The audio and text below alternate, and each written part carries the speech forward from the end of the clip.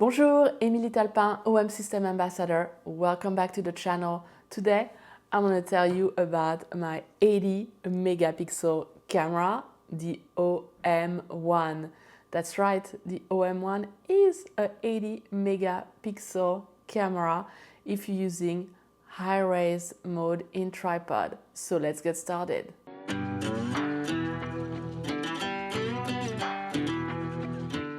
I know megapixel, how many megapixel should you have on your camera? It's kind of the big topic. Hey, yeah, how many megapixel is your camera? But really, do we care and should we care? Personally, I'm a wildlife photographer and I don't print a gigantic canvas. So 20 megapixel very often is enough for me.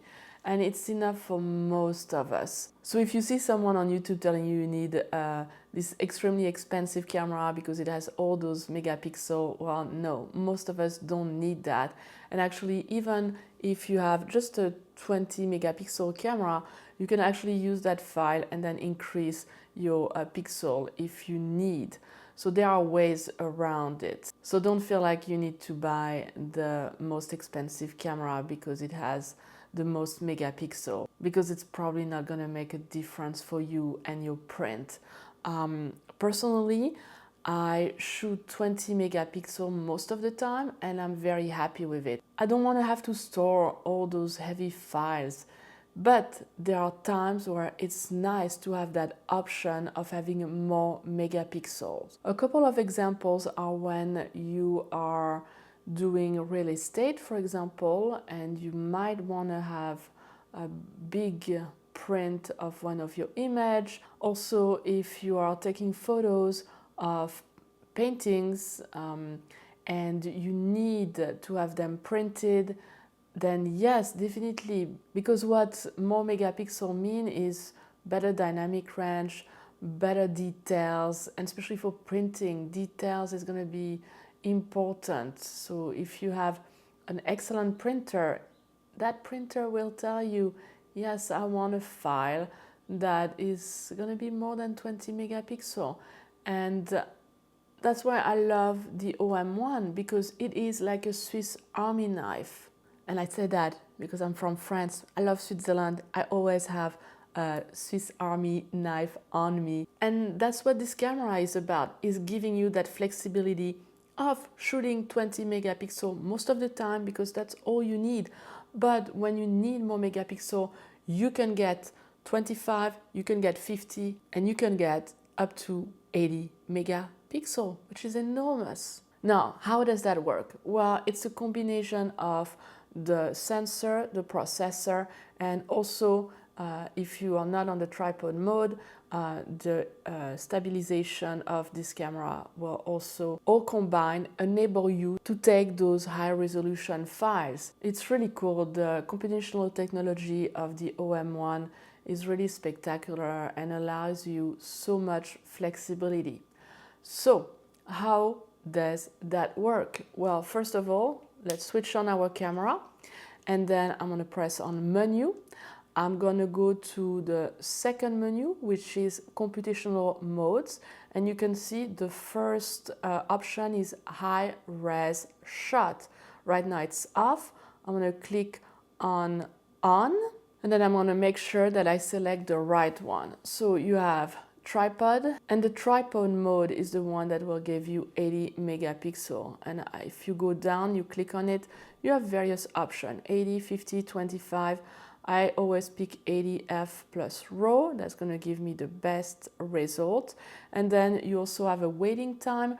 So stabilization is important. You want to make sure that if even if you are on a tripod, the vibration is not introduced when you're pressing the shutter button. So just, make sure that you have a waiting time. So you can do a second or 2 seconds, but most of the time I have a wireless remote control, so I don't mind it and I leave it at 0 because I'm not going to introduce vibration because I'm using that remote control. And then if you're using a flash, then you can also have the charge time. Now, the second option is not the tripod one, but it's the handheld one. The handheld one, you can only get up to 50 megapixels. So I usually select 50 MF plus RAW. And for this one, you can see that the charge time is not available. That's because you cannot use a flash with this mode. So what is the camera doing when you are in the high-res mode is taking multiple shots, and the sensor will slightly move, so it will increase the size, all the megapixels, and at the end combine all those shots together and will give you the 50 megapixel or the 80 megapixel shot. One thing to keep in mind is this works extremely well if you're doing landscape, if nothing is moving. If you are a wildlife photographer, then you need to make sure that your subject is not moving. So bird in flight, not an option. Bird like a heron who is, you know how they freeze when they hunt? Yes, then that's a possibility that heron is not moving. I can try to do a high-res shot of this heron. So don't think that, oh, well, I'm a wildlife photographer, that doesn't apply to me. Yes, in some situation, it can apply to you. And there are times where I thought, you know, I should really have done a high-res mode because I think it would have worked. Like on this northern garnet with the eye, I think I could have easily done 80 megapixel or 50 megapixel. I didn't have a tripod, so. But you can also put your camera on the ground, find a stable log or something, and do it. You know, it's tripod mode. As long as your camera is not moving, you're good. So for today's discussion, I thought I would ask you, are you using the high-res mode? I know I have not used it enough, and I've just started to use it because I don't do much landscape, but when I do landscape, it's something that's in my mind.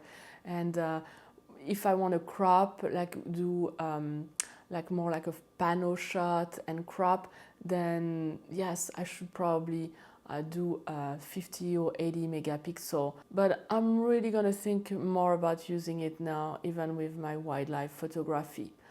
So, are you using high-res mode already? When are you using it? Is it one of the features that attracted you to the OM1 and the OMD family? Let me know in the comments. I think that would be a fun discussion to have. I'm going to be talking more about computational features of the OM1 in future videos. So stay tuned. And also I want to thank all of you for all your support. We are getting so close to 5,000. It's nearly there.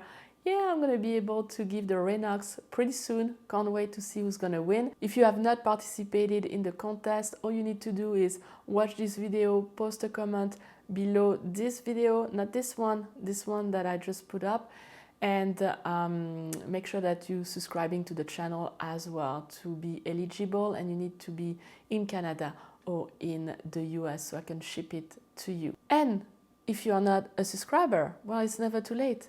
Click on the subscribe button, hit the bell so you know when my videos are coming out. And I can't wait to talk high-res mode with you guys this week. And until then, happy shooting. Au revoir.